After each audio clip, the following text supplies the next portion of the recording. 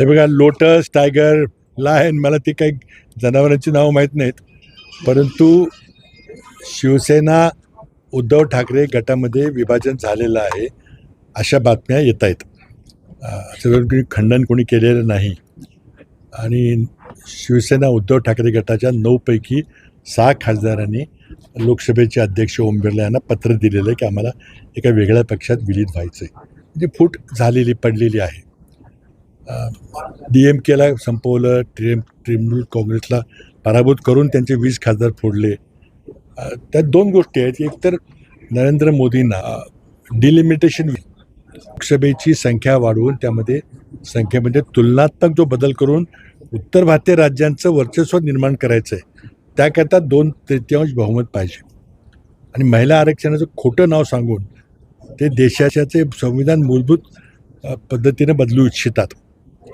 आणि त्याकरता त्यांना 2/3 आकडा पाहिजे. 360 लोकसभेमध्ये आता 300, मला वाटतं 290 काहीतरी झाले त्यांचे. ही फोडाफोड चालू राहणार.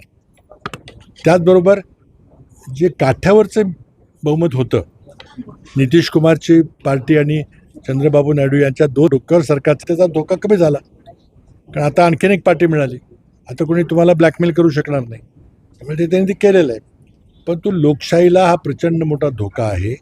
हे लोक निवडणुका जिंकू शकत नाहीत. लोकसभेला काय झालं आपण बघितलं. जी प्रामाणिकपणे निवडणूक घेतली गेली त्यात आम्ही जिंकलो. पण नंतर SIR करून, नंतर मग मतं वाढवून, दुबार मतदान करून, EVMचे घोटाळे करून आता विधानसभा जिंकल्या. पण त्यांना ते लोकसभेमध्ये बहुमत आणून सगळं राजकारण बदलून टाकायचं आहे. सगळं मग घटनादुरुस्ती सहज करता येईल आणि एका माणसाची हुकुमशाही देशामध्ये प्रस्थापित करायची. हे सगळं चाललेलं आहे. अत्यंत लोकशाहीच्या दृष्टीने अत्यंत काळा दिवस आहे याचा. अजून काही प्रादेशिक पक्षांना धोका आहे? चर्चा चालू आहे. आता काय होतं काय माहिती नाही. पण एका बाजूला प्रचंड मोठं अर्थकारण, किती खोके किती दिले, आता यावेळेला किती खोके झाले मला माहिती नाही. आणि दुसऱ्या बाजूला मग EDची भीती, CBIची भीती. या दुहेरी कचऱ्यातून मानकरणं अवघड झालेलं आहे. तुम्ही पक्षात येत असला तर खोके मिळतील, कॉन्ट्रॅक्ट मिळेल, त्यातनं 40% कमिशन खावा. हे प्रचंड मोठं सत्ता फक्त मिळवणं एवढंच एकमेव उद्दिष्ट नरेंद्र मोदी सरकारचं आहे. महाराष्ट्रात जे पक्ष बदल झाले, जे पक्ष फुटले, त्याला स्वतः नरेंद्र मोदींचा राजाश्रय होता, आशीर्वाद होता. त्यांनी सगळी व्यवस्था केली गुवाहाटीमधली, गुजरातमधली. आणि त्यामुळं त्यांना न खाऊंगा न खाणदुका म्हणायचा सुतरामी अधिकार नाही आहे. लोकांची त्यांनी फसवणूक केलेली आहे. त्यांनी 15 लाखाची केली, 2 कोटी रोजगाराची केली, शेतकऱ्याच्या उत्पन्नाची केली, महागाई कमी करायची केली.